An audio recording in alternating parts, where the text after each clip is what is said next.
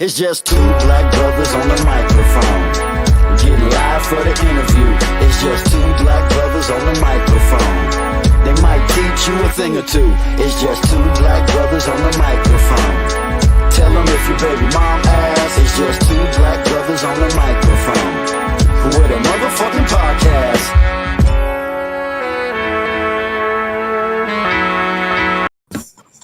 Welcome to the Just Two Black Brothers, the podcast. I'm DJ Period. That is my brother, Hope Politicking. And we are joined tonight by the lovely Nika Ladean. How are you? Well, how are you? You know, we're doing the thing. Yay. I'm saying, so where are you from? Because it was saying country girl, so I was trying to figure out where you from. So I'm originally from Southern Virginia. I always say this, not 757. I'm not from 757, like the Hampton Roads, Virginia Beach area.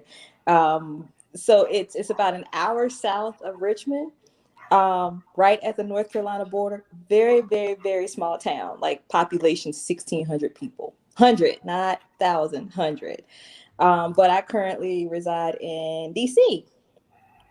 I was just down there. I was just down in Southern Virginia, Southern Virginia, where they don't believe in nothing that's going on in the world other than what's going on where they at.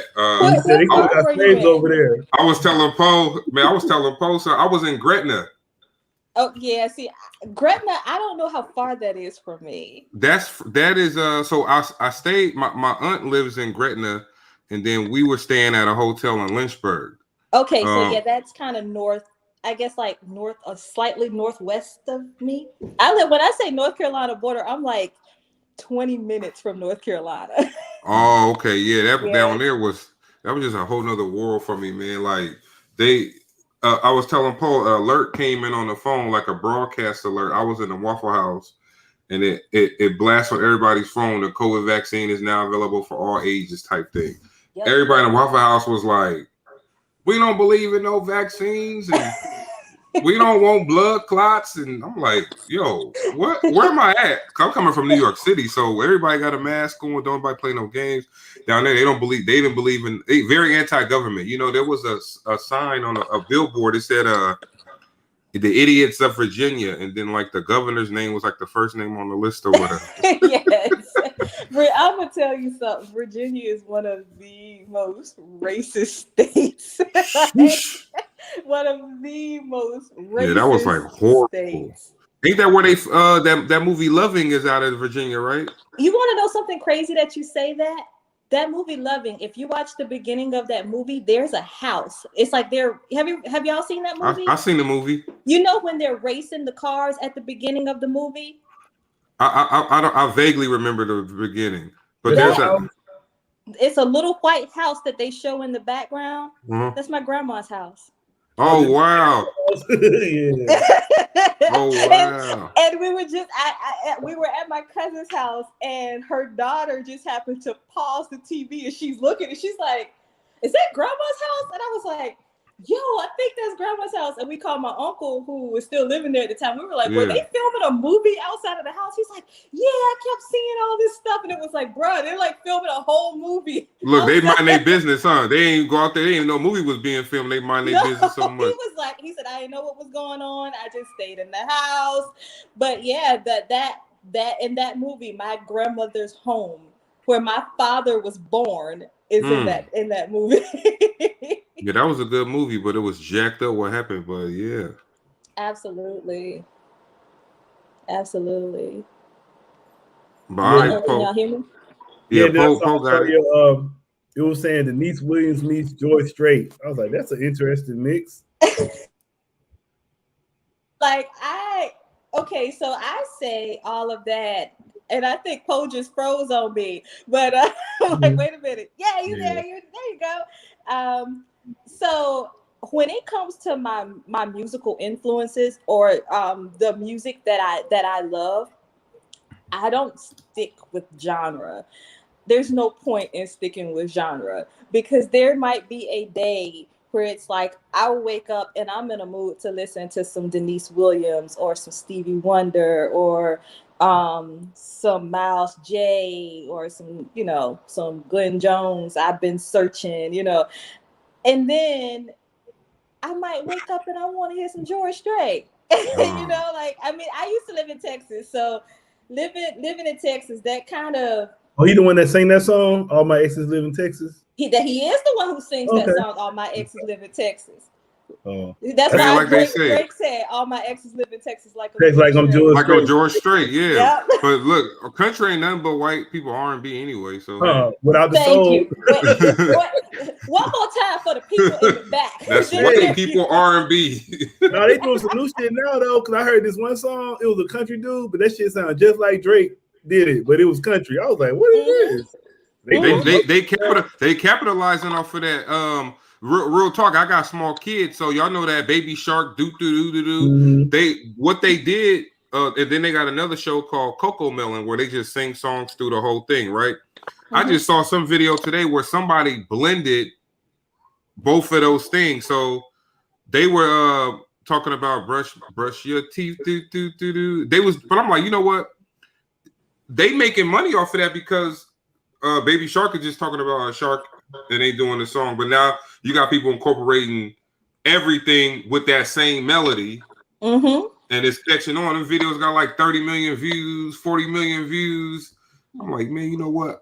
Where have I been? Because I could have. I'm about to make some sing song videos on YouTube. Yeah, because they don't care how you sound. You just the kids just watch it exactly. over and over again.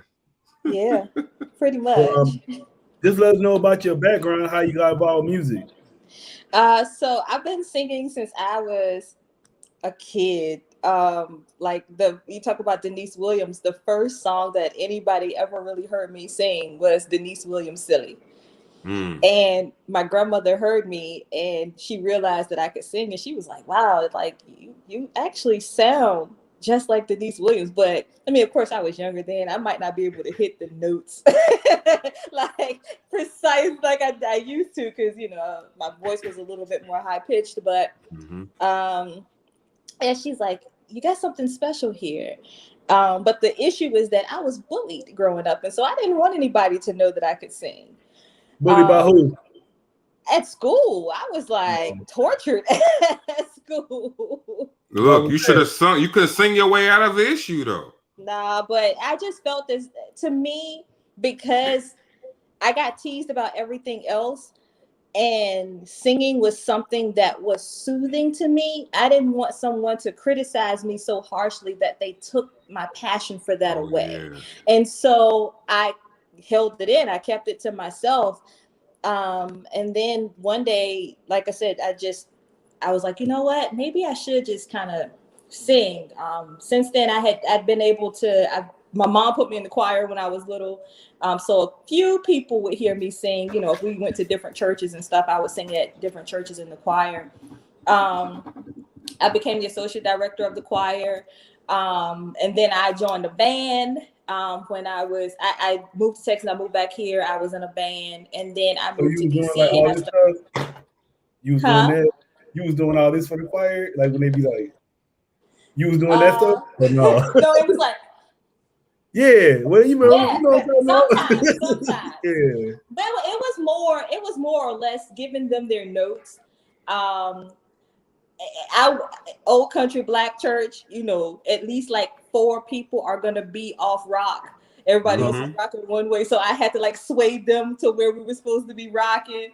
Or if it was a song that you didn't need to rock to, and it was like, you know, you just kind of bring the praise. I had to like kind of stir them up to bring, you know, it was just little things like that. And then mostly just giving them the notes because it was like, yeah, that ain't it. Like, you can't sing this. Like a lot of people would listen because, of course, you know, the choir is staggered. Well, my choir was staggered. So you had your tenors on the 3rd row, your altos in the middle, your sopranos in the front. The altos would hear what the tenors were singing and sing the exact same thing that the tenors were singing. It's like, no, sweetie, you have a whole different note. And then sometimes the sopranos would hear what the altos were singing and singing with, you know, I'm like, no, you have a whole different note. And we had one person in our choir that was she was going to sing higher pitch and over everybody else. So that's the thing. You're supposed to be doing that for the Lord, and people will be competing. Exactly. It's like, okay, stop doing that. It's not a competition. So yeah, but you know, so I basically just broke down some things for the choir until I moved up here. And once I moved up here, it's like, you know, I would go home every now and again and sing in the choir. COVID happened. We don't really have a choir anymore, but yeah, I ended up, like I said, in a band. COVID stopped y'all from having a choir? Man, COVID messed up the church bad. I was asking how COVID stopped. Because a lot of older folk, they ain't coming out their house to go to church, man. So yeah, so it went from us having a choir to us having like a praise and worship team. Like, but in it, to be honest, there was only 2 of us. Like, it was me and an alto, and then our choir director would sing tenor. So it ended up being like 3 of us who would just sing, and that was it. Because, and even then, there were times where I couldn't. I mean, home for me is 3 hours away, so there were times where I couldn't make it down. You know, we would have snow on the ground or something. You know, and it's like, I'm not gonna drive all the way, or I'd be tired from the week. It's like, yeah, I'm not gonna drive 3 hours to church. No, I went down there to see my family. You know what I'm saying? Not just for church, but yeah. You're like, she is dedicated. But my thing was my mom's a minister in training. My mom's a deacon, and so her thing was, you might as well go to church if you're here. And I'm gonna tell you, like, I used to drag my feet. I'm not going today, or so. I mean, I'm not doing this or something like that. But a lot of times, you know, if my mom says, hey, like, I want you to do it, then it's kind of like, all right, I'll do it for you. So, yeah. All right. Then I was listening to your song. I really like it. The energy. Thank you. Yeah. So can you talk about how you created that song? Yeah. So, I got the beat from AJ Throwback. AJ Throwback is the producer on that song. So shout out to he the one in here right now. Yeah, that's AJ Throwback. What up? Shout out to AJ Throwback. But so AJ Throwback gave me the beat, and I wanted to write something that a lot of people could relate to, but I wanted to do it on a level that kind of made you think a little bit harder. And so I think everybody can relate to having a crush, or being in love with somebody, or having feelings for a friend and wondering, you know, where it could go. But I wanted to do it on like a heightened level. So I talk about things like twin flames and Ashford and Simpson, and you know what I'm saying? I just kind of threw some things out there to kind of make your mind think.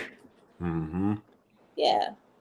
I'm gonna say, so what is love to you? What is love to me? Ooh. Ain't that what you write about? That's what you be writing about, right? It is, but it's hard to explain. I can't tell you what love is. That love is something that my experience is gonna be so much different than yours. You know what I'm saying? Like, some people love. Yeah, I guess some people do they feel loved by certain things in a way. So exactly. you So might love, yeah. Me trying to explain love is that trying to explain love is like trying to explain who who I am or at my who the essence of me is. It's like I can explain myself all day long, but if you don't get the essence of me, you will never understand who I am. And so it's the same thing with love. It's like I don't know how to explain it. It's one of those things where you gotta feel it for yourself, you know? So if you had kids, what would you tell them then? How would you tell them, like, they find somebody, or what would you say? You don't tell them, you show them. Okay. Man, I remember the pastor told So us. all right. So how do you show love? We're gonna find one. I was like, why, Paul? We're gonna get to the root of this today. Yeah, how do you show love?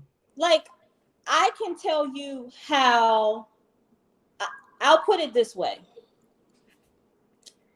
I can tell you how I show love to my people, but it may be something totally different to anybody else. You know what I'm saying? To me, one of the things that you cannot get back in this lifetime, or pretty much almost the only thing you can't get back in this lifetime, is time. So for me, spending quality time with a person is my way of letting them know that I love them. You know what I'm saying? I can give you money all day long and I'm gonna make the money back. I can give you all of these fancy things and all of this stuff, but me giving of my time, I don't even want to say spending time. You have to be careful about the words that you say, because we think about spending money. Nobody ever goes out and says, like, I spent money in like a happy way. You like, oh, I went out and purchased this or I bought this. You know what I'm saying? But when we say spent, it almost has a negative connotation to it, right? I would say sharing time with somebody. You know what I'm saying? Sharing time with that person. That's how I show love. Sharing time, being a listener, making sure that you are adept to what that person needs from you, not just what you want and what, you know what I'm saying? Not just the want, but what do they need from you? A mother may not be able to get, you talk about having kids, a mother may not be able to give her kids like the world, but the fact that she's there and she's spending quality time with them, I bet that's going to mean a whole lot more than her just dropping them off on somebody and giving them money all the time. You know what I'm saying? Yeah, Denzel put me up on that watching Fences. Yes, Fences. I said, man, look, that made me, that movie, I shed some tears on that one because you always thought, you felt like the family didn't love you, or one parent didn't love you, or because of the way they treated you. But watching that, it was like, I ain't gotta like you. I mean, I don't have to like you. I gotta take care of you. I gotta make sure you good, prepare for the world, but I don't have to like you. And a lot of kids get that misconstrued now. It's like, if my parents ain't funny or play games with me, that they don't care about me and things like that. I got a 15-year-old that I go through that now, but it's partly me too, because like I wasn't around for a lot of her life, but then she came to live with me. So I knew when she was little, we would play around a lot. So I catch myself sometimes now, like my way of interacting with her is like playing with her a little bit. But then at some points, you don't need to play with them. You need to be giving them correction and direction. Exactly. And if you giving them direction in a playful way, they like, oh, I really ain't probably got to listen to that. I ain't taking that seriously at all, right? Exactly. Yeah. But then, like I think, like she was saying too, is also like you're there with her, like. I had my stepson before, and like I used to be the only one at home. Like the mom wouldn't even be there, so I was the one like making sure, like basically he wasn't out doing wild shit. So like being there, that they remember shit like that when they get older, man. Like just like they remember the dad not being there. Yeah. To me, it's like, I don't know why, but for me, I equivocated with like. And it kind of stems from, there's a book by I cannot remember the author's name, but it's called The 5 Love Languages, and talks about like a breakdown of how different people show love. And for me, you know, and I think it's like, what is it? Physical touch and quality time and all of these things. All that. Yeah, giving gifts and things. Gary Chapman. For me, what's his name? Gary Chapman. Yes, Gary Chapman. Thank you. I got the book right here. Like, that's funny. I'm like, I got the book right there. But for me, time, because you, like I said, you can't get it back. You know what I'm saying? People are always like, time. Think about the things that people say about time. Time is of the essence. Time is money. Time, you know, we always talk about time. I always laugh because I made this joke one day. I said I told somebody this. I said, one day a month, I'm going to take a day off and I'm going to take it for me. And I don't want to do anything for anybody else. I just want to do it for myself. And people will be like, you know, well, why do you take a day off a month? Like, you know, that's time. Like, you know, you're using your leave. And I'm like, guess what? If something happens to me, what they're going to do is they're going to convert that time into money, and they're going to give that money to my family. Something that I can't do anything with because I'll be gone, you know? So why not use the time while I got the time to use the time, you know? That's the way I see it. And so, yeah, once a month, I take a day for me, and sometimes I chill. I might go shopping. I might go to the park and walk, or, you know, and I do something for myself just to kind of clear my mind, you know? Yeah, I just put my leave request in for a week. I'm like, shit, I'm gonna take my time off. That's all that. Exactly. What's the point of working like that? Then you can't take your time off and nothing like that. It's like I know a guy who do that with his. He got one kid. He got a daughter. He like 70. What he do is, you know, a lot of people leave stuff to the kids. He just give it to her now. He like, look, he got a policy set up for her or whatever, but like anything he bought her 2 houses for Airbnb. Wow. So she got one house that she live in, and he bought her the second house to use as an Airbnb, so she can make money doing that. He like, because he said, you know what it is, like you say, time is money, and sharing time and spending time. I could leave this stuff to you, and then you will see how much I love you when I'm dead, when I'm gone. Or I could just do those things that I could do those things now while I'm here. But some people don't have time to do that. He owns his own business, so he work when he want to work. A lot of us, we don't have time who go to 9 to 5s to do stuff like that. So we set up nice, lavish life insurance policies and stuff like that, so they could do their thing when they're gone. I think how the guy does it is better, because just because you leaving them money don't mean they're gonna manage it right. So it's better he there doing it now, so at least he can watch her and make sure she's doing what she's doing with it. Like, you can give that money away when you die, and they just blow it. True. They gonna call that J.E. Wentworth, where you can do that, get your cash now and just give it cash out. For real, cash out now about some foolish shit.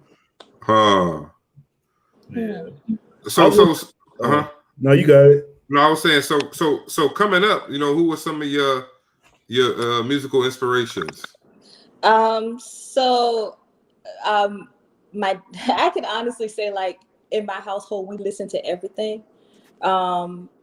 So my dad was big on like 70s funk, and you know, we listened to a lot of Parliament and Funkadelic and George Clinton, all that, yeah, right? Yeah, like, and then there was there was jazz, so we listened to a whole lot of jazz. And my dad loves jazz, so we listened to a whole lot of jazz. My mom loved country, so that's why the whole George Strait thing. Oh, okay. Like, yeah, my mom loves country music, but my mom was one of those black mothers where on Saturday morning, when Betty Wright came on the radio, you know what I mean? When she put the Betty Wright cassette in, you knew she was cleaning.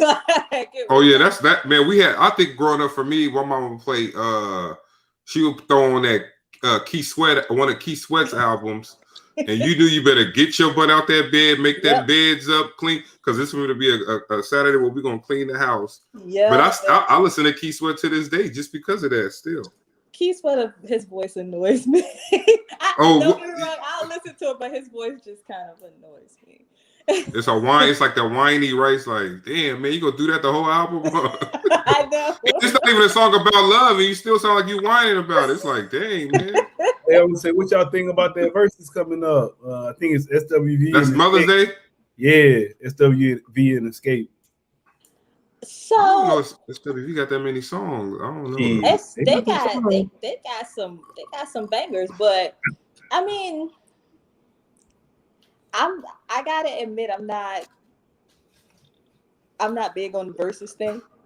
Oh, I'm not. I'm being honest. It took like when the Isley Brothers and Earth, Wind, and Fire. Yeah, when they did theirs, I was like, I'm not watching that. I'm not gonna watch it. So my dad finally, he was just like, come watch this with me, and he pulled it up on YouTube and we watched it, and I actually had fun watching it with my dad. But, yeah, you know, I would say it's kind of before your time. That's why you probably want to. No, that's the stuff I grew up on. Oh. Yeah. No, that one was good. Some people just don't want to watch that stuff. I don't know what. I liked it. I ain't watch it. I didn't sit there and watch it like word for word, but I watch it on Apple because it's Apple. Or you watch it on the Apple. It's better than watching it on Instagram. It is. Yeah, it's way better watching it on Apple because you don't got all them comments floating on the screen. It's just that, and you can watch it easier on your TV because Instagram you're gonna have that little like 4.3 ratio screen on there on Apple you watching it with your whole TV screen, so it's like a nice little family event to sit there and watch it. Let's back up for a second. He said the Isley Brothers and Earth, Wind, and Fire was before my time. Oh, get him! How old do you think I am? No, let's not do that. We live. We live right now. I'm gonna get him though. No, my bad. But you was talking like I don't know. You was talking like you was young. She said Parliament 70s. Listen. Yeah, well, I'm not a 70s baby, but I'm definitely an 80s baby. So I think we are 80s babies. I'm saying I ain't saying it in a bad way. Like even before my time, like I would listen to them, but like even the verses, like I didn't sit there and watch the whole thing because it's just not really like I'm more excited about SWV and Escape because that's more like I grew up listening to them, like me personally. Well, I don't know what's with you. Like my dad and my mom listened to Earth, Wind, and Fire and Isley Brothers. I probably listen to more. I can probably tell you more Earth, Wind, and Fire and Isley Brothers songs and May's songs and Harold Melvin and the Blue Note songs. Yep. Than I can any SWV and Escape song. And most of the time with SWV or Escape, if I ain't hear it on the radio, then 9 times out of 10 I don't. Right. If somebody put a gun in my head and say you better name 5 SWV songs, I'm like, hey, my bad. I love you, family. I love y'all, but Daddy gotta go because I know Weak right there. I think was right here. Is that right the right here joint? I know that. Downtown. Downtown. I'm so into you. Yes, I'm so into you. The Human Nature. That's right there though. That's right, yeah. Anything, the one they had with Method Man, Redman, anything you wanna do. Oh yeah, I wouldn't remember that. Yeah, see, until you said it, it was kind of like, okay, when you said it, I was like, oh yeah, I know that song. But that first CD they had like 3. That first CD they had a lot of good songs on there. So I think they got at least about they need like 10 songs or they need 20. With that one, they'll probably go with 10 because you can't do 20 with both of them. Escape got some songs, but we'll see. I just think SWV have stronger singers than Escape did. I think we'll find out. I think that they had more of an opportunity. Escape was given more of an opportunity to showcase everybody's vocal skills, whereas SWV focused on Coco. Right. Coco was the she was the group. Singer. Yeah. Right. And if she didn't lead, you never had no songs where she wasn't the lead singer.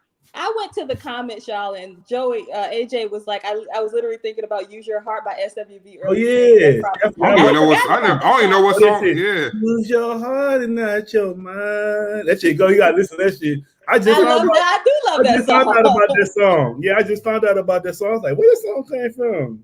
Like I was like that. I was like that with Alicia with Keisha Cole and Ashanti because I forgot about some of Ashanti joints till I watched that. Yeah, she got that one song. She got that song I like The Way That I Love You. That song is fire. You gotta sing that how they go. I don't sing, man. I was gonna set him up. He was like, no, not today.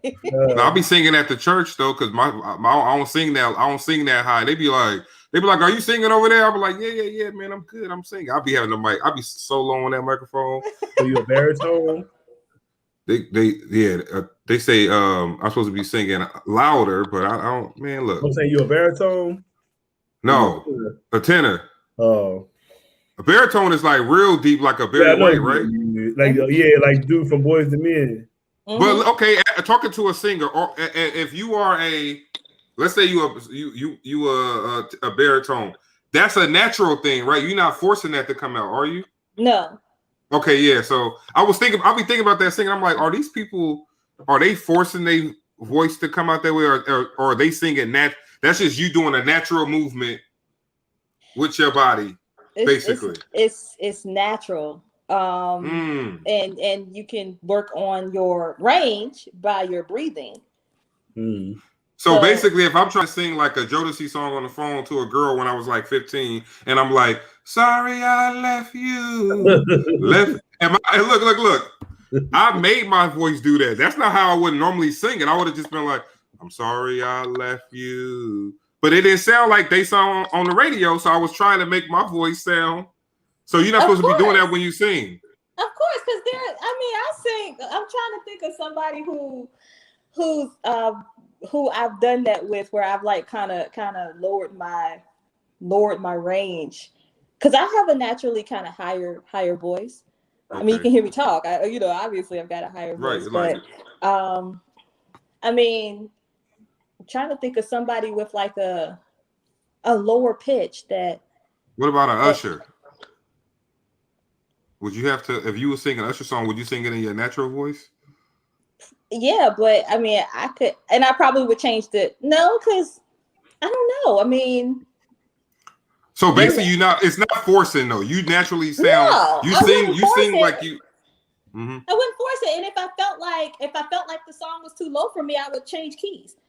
To fit my. Y'all remember Michelle A? How she used to talk, but how she used to sing? Oh yeah. That wasn't her real voice. No, because when she talked, she used to talk like this. Oh my God, it was just like but this. She be singing. Yeah. Something in my heart, boy. Woo. No more. That's a good one too. Yeah, she had like it was like a almost not really nasally, but it was like, oh my God, almost like a helium. Right. And exactly. then she opens her mouth to sing, and it was like, what the hell is that? Exactly.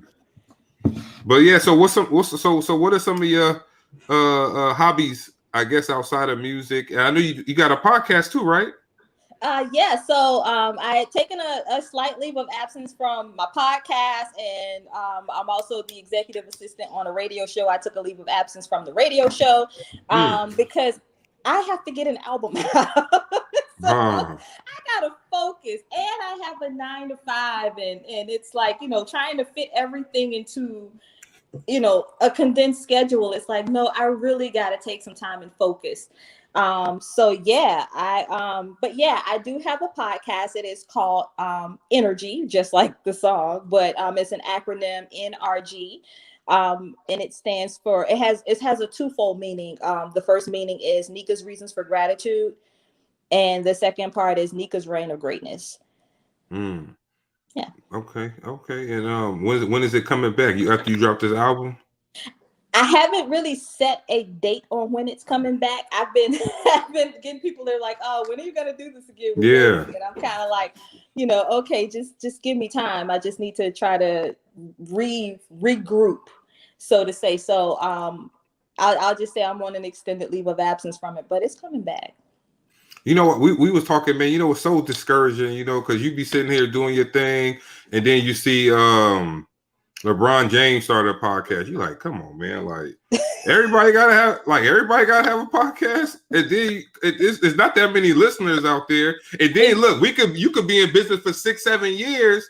And if LeBron dropped one today, your boy gonna be like, yo, I was just checking out LeBron podcast. I'm like, bro, you ain't listened to mine in 6 years.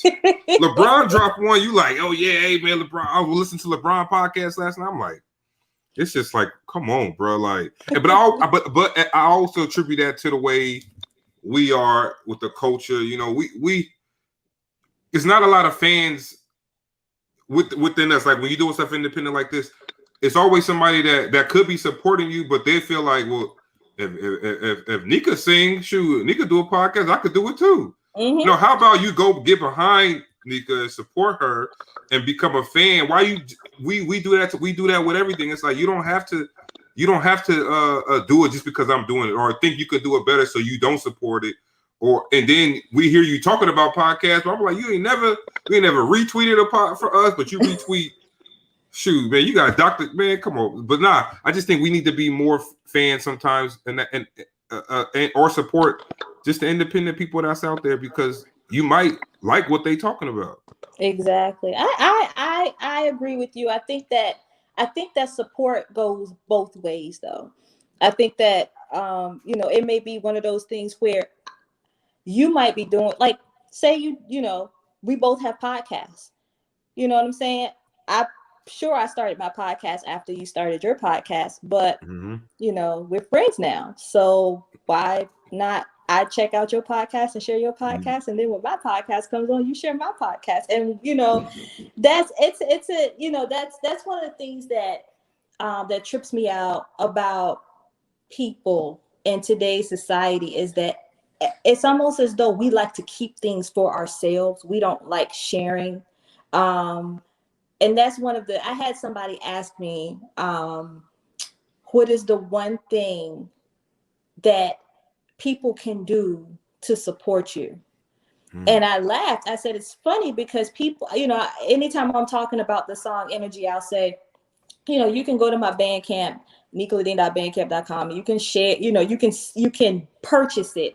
And that's cool. The money, it's cool. But after you purchase it, I want you to share it with somebody so they can hear it. And to be honest, you don't have to pay for it. You can stream it on YouTube. You can stream it on iTunes. You can stream it on Spotify. But share it with somebody so that they can hear it too. Because I promise you, sharing it is worth more wealth to me than the money that I get from Bandcamp. Mm-hmm. So that's a fact. Because I make money. I got a 9-to-5. You know what I'm saying? Don't get me wrong. Right. I love what's coming from Bandcamp, but it's like, share the song. Yeah. Promote it. Promote. Like when you get so for now, when you get the podcast back running, just have us on. We'll come on there. We'll talk with you. Whatever topics you got. Okay. So yeah, we'll make it work like that. I was also reading about. I seen you was talking about anxiety, correct? Yeah. I'm and I'm glad you said that. This month is actually mental health awareness month. I think that people tend to, when people have anxiety and depression, people tend to just say, "Oh, get over it," or "You'll be fine." And I am quick to say, for me, I've had my fair share of panic attacks. If someone has never had a panic attack, then don't tell me to get over it. And don't tell me that, because in my mind, I'm dying at that moment. And I don't know if either of you have ever had a panic attack. Nah, look, I'll be getting them like crazy at night though. You know what's funny? We was in the military, so man, I wake up. Thank you for your service. I wake up in the middle of the night, heart beating like crazy. I'm like, yo, I got my watch on. I got Apple Watch. Apple Watch is like, yo, your heart rate is at like 105. And at that moment, you don't ever think it's gonna go down. You like, okay, this is it. Let me go try to prepare some stuff real quick before I get out of here. But yeah, you literally, your mind, it's mentally. You fit. So for anybody who's never had a panic attack, I'm gonna try my best to explain how it feels, but it's kind of like me telling you about love. If you've never had it, then I really can't tell you how I'm feeling. So you feel like you are inevitably dying, and there is nothing that anything or anyone can do to make you feel better in that moment, because you are convinced that you are dying, or something bad is going to happen, or it's a feeling of impending doom. Mm-hmm. Something bad is about to happen. And because of that, I can tell you like what I've experienced physically.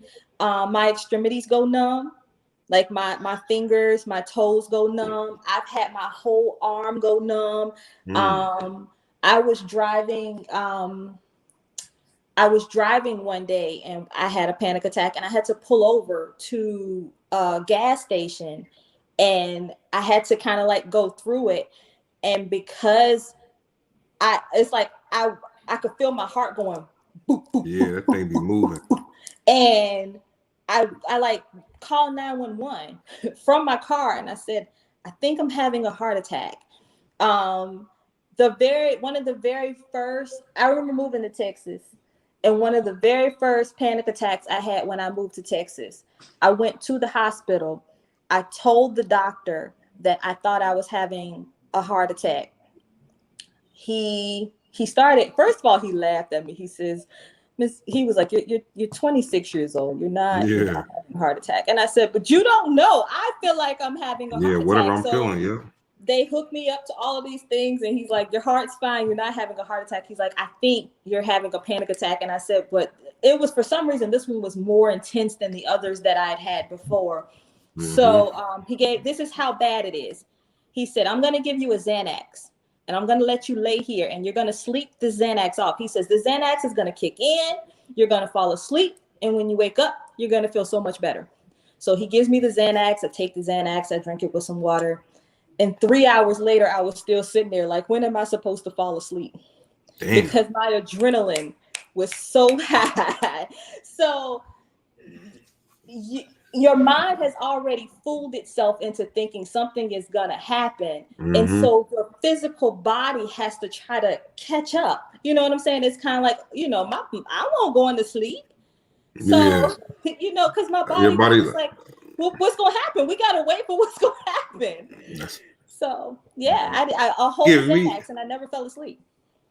Man, it give me some crazy dreams too. Cause I guess your mind be right, man. I was telling my wife, I said, look, man, my dreams, if I wrote my dreams down, we gonna have a fire movie out there, boy. Cause I'll be having my dream and you be actually in the dream like a real, like a movie, like, but you know what? It's weird because with dreams, sometimes people don't have faces though. So it's like, it's hard. Like if I'm dreaming, like most of the people in the dreams don't have a face. Really? But I don't want to. I don't want to say too much because then you might be like a dream interpreter and tell me something crazy.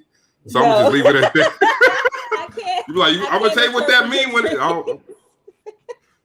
Nah, but yeah, it'd be like they don't have faces. I ain't gonna say it. Man, don't be doing that.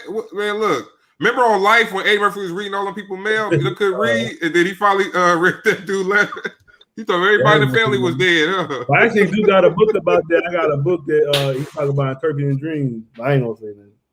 Yeah. Nah, just tell me the book name. Most of the time, if I have a crazy dream, I just Google the meaning when I wake up. I'm like, okay, what is this? I ain't doing that because they be saying some crazy. When you Google the meanings, you be saying some crazy stuff. So I did it once. That's why I don't do it no more. I'm like, yeah, I'm good on that. Mess you up. Huh? I said Google messing you up. Yeah, Google mess you. Look, Google mess you up when you look up them panic. I was telling Paul one time. I called the ambulance one time. I was like, man, I thought it was a rap though. I said, look, I called the ambulance. I said, I yelled out to my wife. I said, it's happening. I thought I'm checking out. Boy, I'm like, I called the ambulance and then she said, why the hell you on the phone with the ambulance? I said, it's happening. It's happening. Man, the ambulance lady was like, you all right? I said, well, my wife said I'm good, so I guess I'm gonna just hang up. So I hung up the phone. He said, boy, you crazy. But I was reading this thing, how to love somebody with it's like a mini book. It's like how to love somebody with anxiety, you know. I've read that. That's crazy that you said that. And it kind of gives you these how-tos of I will say this. One thing that I've noticed helps with my anxiety when I'm trying to sleep, and I don't know if it'll help you because I know you said you dream things at night. A weighted blanket. You know what I'm talking about? Like you can get them at like on Amazon. You can go to Target, Walmart, or something. But it's just a weighted blanket, and I think the one that I have is 15 pounds, and it makes you. It almost has a coddling feeling when you're sleeping. The only thing that I don't like about mine, and I would suggest you do something, you get one that's better than mine. I can only use mine in the winter because it gets so hot when I'm trying to sleep, and I wake up in a sweat in my sleep. But they do have the ones that are cooling and heating. They're kind of temperature. Temperature balanced. But that weighted blanket has been the thing, especially like I said in the winter. Oh my God! If I drink a glass of wine and I put that weighted blanket on me, I might sleep through the alarm. You out, because I see what you're saying, because it gives you that comfort feeling too, where it's like I'm secure, nothing's gonna happen type feeling. Yeah, I see. I'm gonna look into that, because my dreams be bad. Then sometimes you wake up out of them and your heart beating real fast. But I saw that in your bio, so I said we'll touch on that. But this is what we're gonna do, because we do have another interview lineup, so we're gonna get into this energy track to let the people hear that, and then we'll come back and talk about what's in store for the rest of 2021. Okay. For you. All right. Let's get it.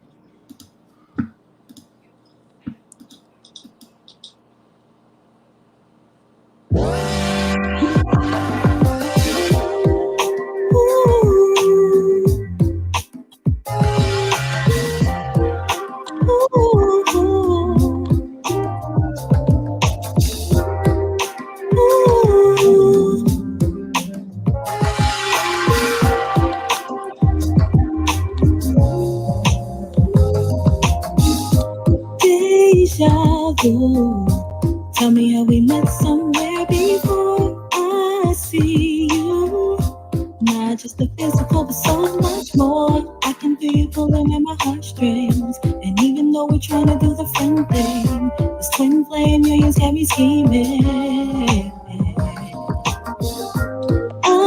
Amazing how you just showed up in my life, familiar. Like us was connected at first sight. You don't have to tell me what you're thinking. I can reach into your mind when you're dreaming. Universe made this happen for a reason. Ooh, I can feel your energy.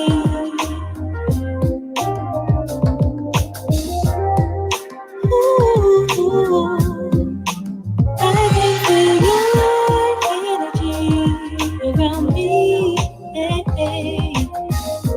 desire. Can we just look past what we see this lifetime? I believe you manifested me. Unlike any other man, you're so different. One in the same, I'm the tempo, you're the rhythm. You might be the Ashford to my Simpson. Envision the day I'll be able to call you mine. I'm patient, and we both know it's a matter of time. And when it happens, I'll be your addiction. I hope you heal, you can call me your prescription. My love's already yours, so baby, stop resisting. Hey, ooh, I can feel your energy.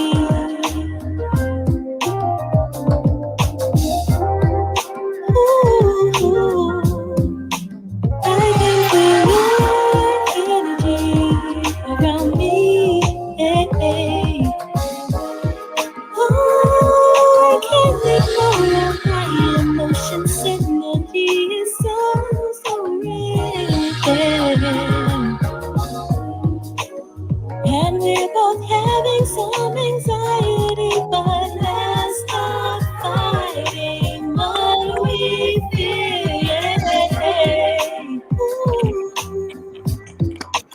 Ooh, I can feel your energy.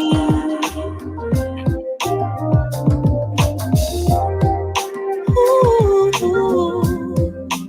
I can feel your energy around me.